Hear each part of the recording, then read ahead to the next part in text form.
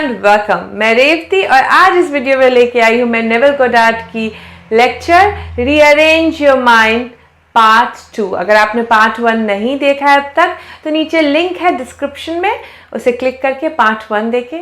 Rearrange your mind बहुत ही important lecture है Neville की।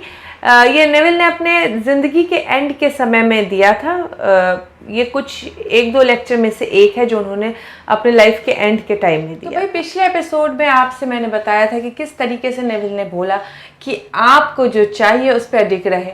ज़्यादा रीजंस ढूंढने की ज़रूरत नहीं है कि आपको ये क्यों चाहिए, और आप जैसा चाहते हैं उस हिसाब से बनकर सोए।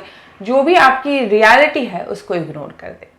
अब आगे नेविल बताते हैं, अभी भी अपने जो सेना में उन्होंने काम किया उसी का प्रमिस लेके वो आगे लेक्चर कंटिन्यू करते हैं। तो पढ़ती हूँ मैं आगे लेक्चर में नेविल क्या बोल रहे हैं। यदि आप जेल जाते हैं, 5 या 10 साल रहते हैं, ठीक है, आप 5 साल जानते हैं, हो सकता है अच्छे व्यवहार के कारण आप 4 में ही छूट जाए। लेकिन जब आप सेना में भर्ती होते हैं तो ऐसा कोई तारीख नहीं दिया जाता है जहां आपसे वादा किया गया हो कि उन्हें तुम्हें बाहर जाने देंगे। आप इतने अवधि के लिए हैं, ऐसी कोई तारीख नहीं मिलती है कि इस डेट को आपको सेवा खत्म कर देनी है। खैर, मुझे सेना में भर्ती किया गया और मेरे जैसे 17 लाख लोगों को भर्ती किया गया। मैंने किसी से सलाह या अनुमति नहीं ली, मैंने केवल खुद से सलाह ली। मैंने चारों ओर देखा और मैंने पता किया कि जो ये इस वक्त मैं जी रहा हूं क्या मुझे चाहिए, या कुछ ऐसा था जिसे मुझे करना चाहिए था।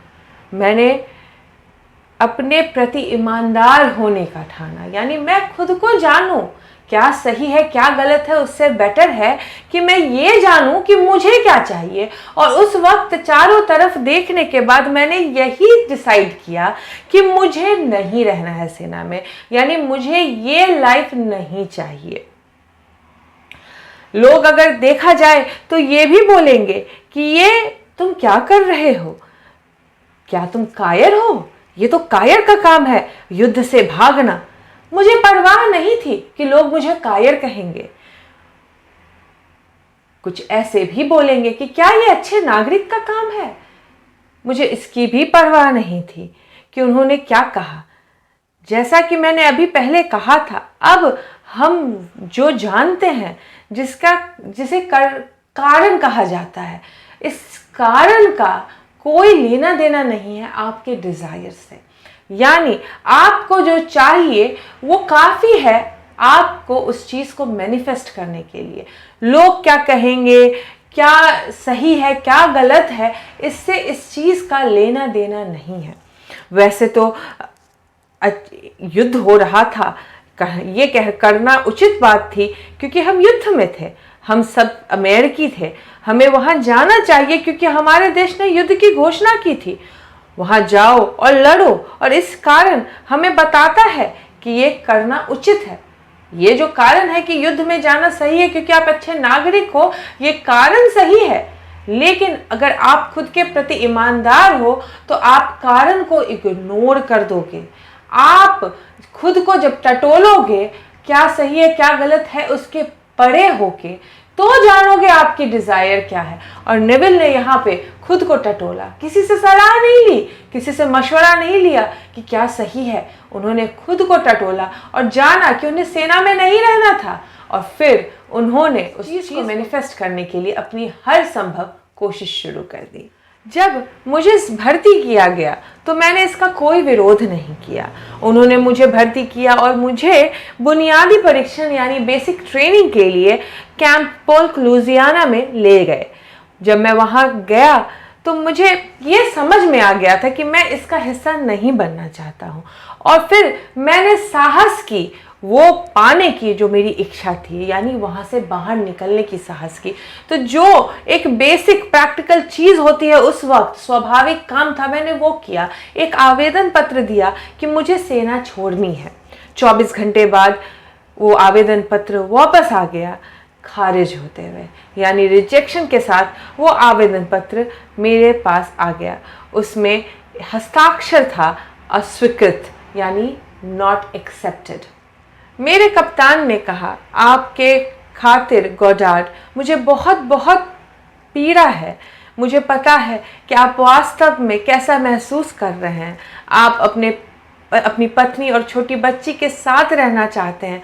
आपका बेटा इस वक्त नौसेना में ऑलरेडी भर्ती है और आप लगभग 38 इयर्स के हो गए हैं और इसलिए मुझे पता है, लेकिन मैं इस युद्ध को एक ऐसे व्यक्ति के साथ करना चाहूँगा जो मेरे साथ है। इसलिए मैं ये नहीं कह सकता हूँ कि मुझे अपने लिए खेद हो रहा है, मुझे केवल तुम्हारे लिए खेद हो रहा है।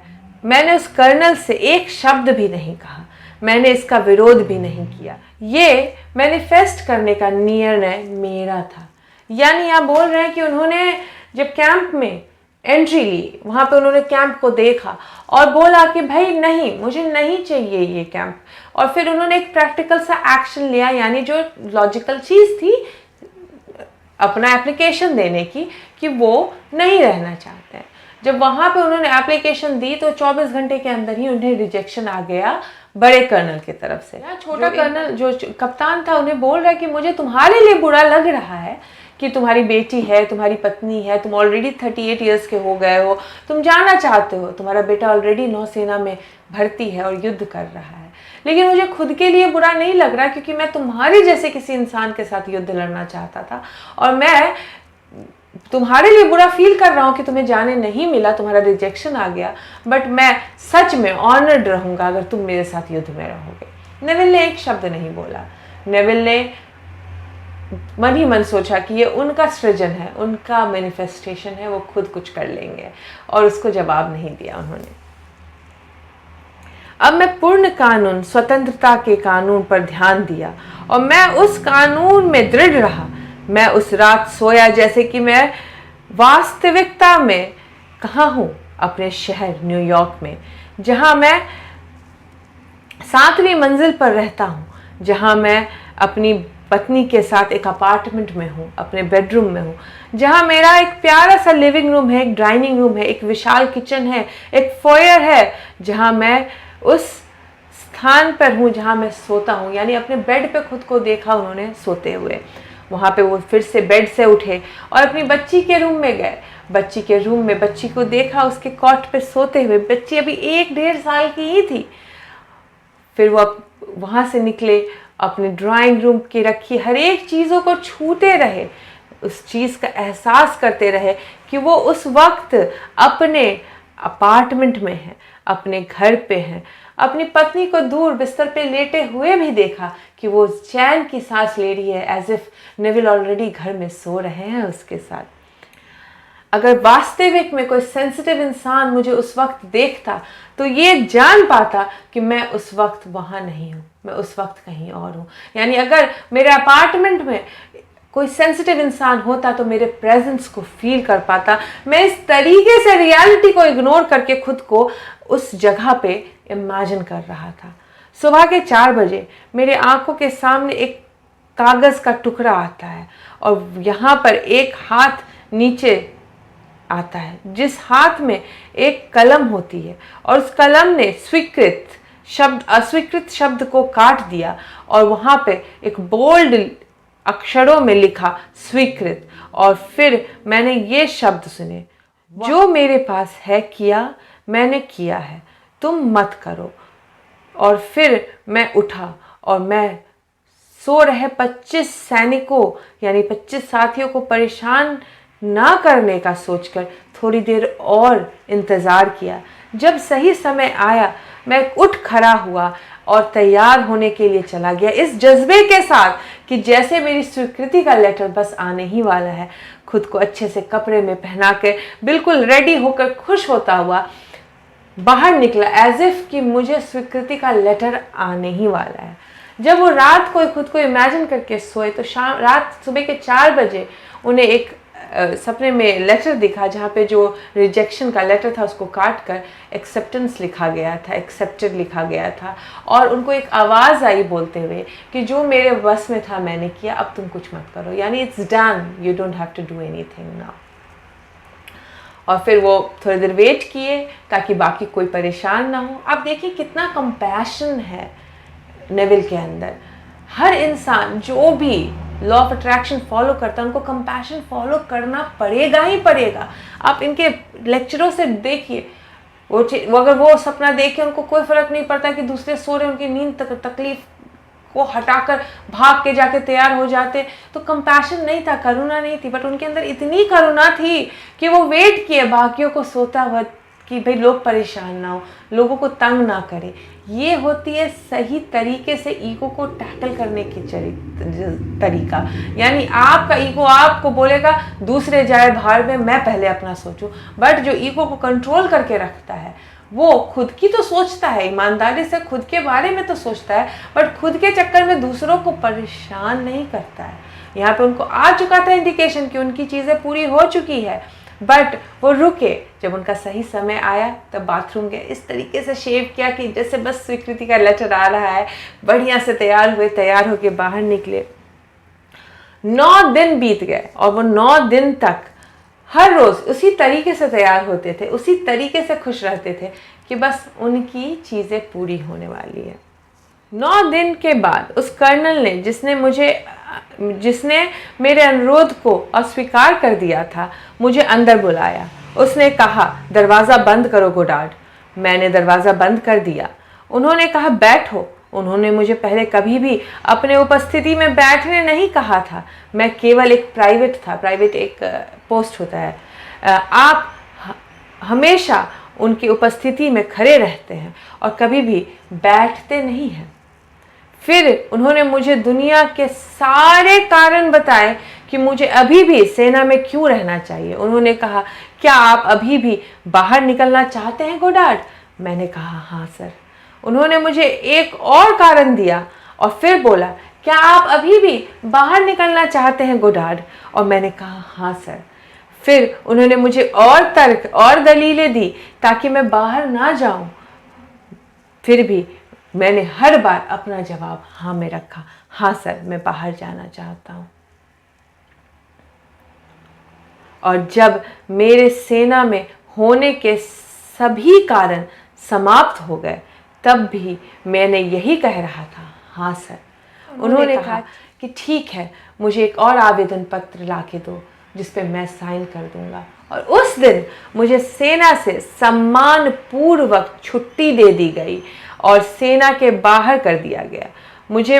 मैंने भागा नहीं, मुझे सम्मान पूर्वक छुट्टी दे दी गई। जब दृष्टि वाणी में बदल जाती है तो देवता की उपस्थिति सुनिश्चित हो जाती है और भगवान का विरोध कौन कर सकता है। उन्होंने कहा, मैंने जो किया मैंने किया, अब तुम कुछ ना करो। मैं अस्वस्थ था कि मुझे बाहर जाना है और मैंने किसी से अनुमति नहीं मांगी। मैंने किसी से इस बारे में चर्चा भी नहीं की, जबकि 17 मिलियन लोग ऑलरेडी फौज में थे। 17 लाख सैनिकों के इस ग्रुप में मुझे निकलने का और सम्मानपूर्वक निकलने का मौका मिला। ये एक बहुत ही अमेजिंग प्रयास था मेरा। और चूंकि मैंने 13 सप्ताह का बुनियादी प्रशिक्षण किया था, तो फिर जब मैं बाहर आया तो उन्होंने मुझे अमेरिकी नागरिकता भी दे दी। मतलब 13 हफ्ता तक उस ट्रेनिंग में रहे। 13 हफ्ता तक उन्होंने विजुअलाइज किया कि वो वहाँ नहीं है, वो न्यूयॉर्क में है। एक रात उन्होंने सपने में देखा कि उनकी जो लेटर है वो एक्सेप्ट हो गई है, एक हाथ आया है और उनको एक वॉइस आई कि भाई मैंने जो किया, अब तुम कुछ मत करो। और फिर उन्होंने 9 दिन वेट किया इस उत्साह के साथ कि अब लेटर आने वाला है। और फिर उन्हें हर दलीलें दी गई कि छोड़ के मत जाओ सेना। उन्होंने हर दलीलों में अपने डिज़ायर को प्रेफरेंस दी और इस चीज़ को एक्सेप्ट नहीं किया। फिर उनको रिजेक्शन लेटर से एक्सेप्टेंस लेटर में कन्वर्ट कर दिया गया। वो 17 लाख लोगों में से एक इंसान थे जिन्हें युद्ध से बाहर निकलने का मौका मिला। चूँकि 13 हफ्ते का उन्होंने ट्रेनिंग ली थी। नेवल गोडार्ड तभी भी ब्रिटिश सिटीजन से अमेरिका में रह तो रहे थे, लेकिन उन्होंने सिटीजनशिप ली नहीं थी। चूँकि 13 हफ्ते का उन्होंने ट्रेनिंग किया तो उन्हें अपने आप अमेरिकी सिटीजन बना दिया गया। नेविल गोडार्ड आगे बोलते हैं कि हो सकता है कि मेरी इच्छा तो थी नागरिक बनने की। 1922 में मैं एक अमेरिकी हो सकता था, लेकिन मेरे पास नागरिक बनने के लिए ना तो समय ये था और ना ही मैं इससे ज़्यादा कुछ चाहता था, ना आगे मैं इस चीज़ के लिए कुछ काम करना चाह रहा था। तो शायद ये छोटा सा एपिसोड इसलिए आया मेरी लाइफ में ताकि मैं अमेरिकी सिटीजनशिप ले सकूं। इसलिए मैं आपको बताता हूँ, मैं अपने अनुभव से जानता हूँ कि याकूब का यह कथन कितना सत्य है। इसे ध्यान से पढ़े, वचन पर चलने वाले बनो, केवल सुनने वाले नहीं, जो अपने आप को धोखा देते हैं क्योंकि वो वचन को सिर्फ सुनते हैं, उस पर चलने वाले नहीं बनते। वह उस समान है जो आईने में खुद को देखता है, अपने आप को पहचानने की कोशिश करता है और फिर आगे बढ़कर ये भूल जाता है कि वो आखिर दिखता कैसा था। स्वतंत्रता का कानून को देखते हैं और जो दृढ़ रहते हैं वो जब ऐसा करते हैं, यानी जो एक्शन रिलेटेड है स्वतंत्रता के कानून को फॉलो करने का, वो जो एक्शन लेते हैं तो ऊपर वाला भी अपना पार्ट ज़रूर पूरा करता है। आप बोलोगे कि मैं जेल में नहीं हूँ, फिर मैं ये स्वतंत्रता का कानून क्यों फॉलो करूँ? पर मैं बोलूँगा कि आप भले ही सलाखों के पीछे ना हो, बट आप किसी ना किसी जेल में ज़रूर हैं। हो सकता है आपके पास पैसे की कमी हो और आप इस वक्त कमी के जेल में हैं। हो सकता है आप रिलेशनशिप के इशू से गुजर रहे हो तो आप इस वक्त रिश्ते के जेल में हैं। आप हो सकता है किसी हेल्थ से इशू से गुजर रहे हो तो आप अभी हेल्थ के जेल में हैं। इस दुनिया में हर एक इंसान किसी न किसी जेल में है इस वक्त, और मैं अपने अनुभव से बताता हूँ कि अगर आप इस जेल से बाहर निकलना चाहते हैं तो स्वतंत्रता के कानून को फॉलो करें, यानी लॉ ऑफ लिबर्टी को फॉलो करें। कारण पे ध्यान ना दे कि ये क्यों चाहिए, किसी की दलीलें ना सुने कि ये सही है और ये गलत है। आपको जो चाहिए उस पे अडिग रहे और देखे अपने आप को इस तरीके से कि आप वो ऑलरेडी पा चुके हैं, और फिर ऊपर वाला अपना पार्ट ज़रूर पूरा करेगा आपके लिए। अर्थात अभिनय करना है, वस्तु को अपने भीतर सजीव बनाना है, और वह हमें उस अध्याय में बताता है, यानी कर्म बिना विश्वास मरा हुआ है। शरीर जैसे शरीर बिना आत्मा मरी हुई है, वैसे ही कर्म बिना विश्वास भी मरा हुआ है। तो सिर्फ सुनने वाले ना बने, जो भी सुनते हैं, जो भी सीखते हैं, उसको करने वाले बने, ताकि जो चीज़ें आप चाहते हैं आपकी लाइफ में जल्द से जल्द आ जाए। जिस जेल में आप इस वक्त हैं उस जेल से बाहर निकल जाए। यहाँ पे ये प्रस्ताव इसलिए नहीं है कि तुम विश्वास ना करके सिर्फ कर्म पे ध्यान दो।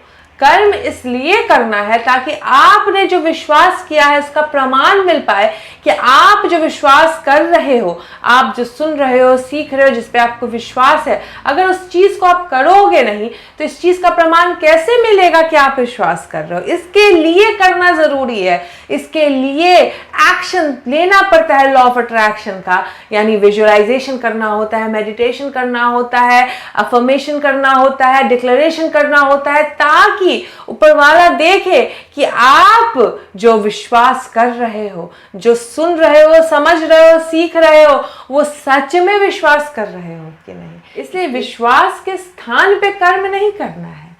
कर्म इसलिए करना है कि जो आपने ट्रस्ट बनाया है, जो हमें बिलीव है, उसको स्ट्रेंथ मिल सके। तो यहाँ पे नेविल बोल रहे हैं कि यहाँ पे वो स्क्रिप्चर से ज़रूर चीज़ें लेते हैं, लेकिन वो किसी रिलीजन कि जो मानव के द्वारा बताई हुई चीज़ें हैं उसको फॉलो नहीं कर रहे हैं। वो स्क्रिप्चर से सिर्फ उन चीज़ों को समेट रहे हैं जिससे उनका विश्वास बढ़ता है। तो अगर वो सच में विश्वास करते हैं उन स्क्रिप्चर में लिखी हुई चीज़ों को, तो वो आज कहाँ सोएंगे? क्या वो उस कैंप में सोएंगे? नहीं। अगर आप सच में विश्वास करते हैं तो क्या आप आज इस वक्त जो जी रहे हैं उस जीवन के साथ सोएंगे? नहीं। जो जीना चाहते हैं, जो बनना चाहते हैं, जो पाना चाहते हैं, उस विश्वास के साथ सोएंगे कि आप वो पा चुके हैं, वो आप बन चुके हैं, वो आप जी रहे हैं। और जब आप इस तरीके से जीना शुरू कर देते हैं, जब आप इस तरीके से सोना शुरू कर देते हैं, जब आप सबकॉन्शियस माइंड में एंटर करते हैं इस विश्वास के साथ कि जो आप चाहते हैं वो मिल चुका है, तो आपको वो आराम से बड़े ईजी एफर्टलेसली मिल जाता है। तब आपको स्ट्रगल नहीं करना पड़ता है। जो आपका लॉजिकल काम करने का तरीका, जिस तरीके से नेविल ने अपनी निकलने की वो तो दी थी ना, उन्होंने फॉर्म तो भरा था कि मुझे बाहर निकलना है, उसके बाद रिजेक्शन को एक्सेप्ट नहीं किया उन्होंने कहा जो होगा सो होगा। मैं तो अब हर रोज़ अपने अपार्टमेंट में सोऊंगा। वो सोते तो वही थे, लेकिन रात को अपने अपार्टमेंट में खुद को पाते थे। नीचे 7th एवेन्यू में उतरते थे, जो एवेन्यूज़ अमेरिका है, वहाँ उतर के खुद को देखते थे, हर चीज़ को छूते थे, अपनी पत्नी को दूर खड़े होकर बेड पे ऐसे सोते हुए देखते थे जैसे कि वो बहुत इत्मीनान से इस तरीके से सो रही है कि नेविल आज अपार्टमेंट में है। अपनी बेटी को कॉट पर सोया देखते थे। देखिए, इस लेक्चर में बहुत सारी सीख है अगर ढंग से समझना चाहे तो। आज की एपिसोड के लिए इतना ही। लेक्चर सीरीज का पार्ट 3 मैं अब नेक्स्ट एपिसोड में लेके आऊँगी। सीखे, समझे और सुनने वाले ना बने, सिर्फ करने वाले बने। मिलती हूँ अब नेक्स्ट वीडियो में। Take care.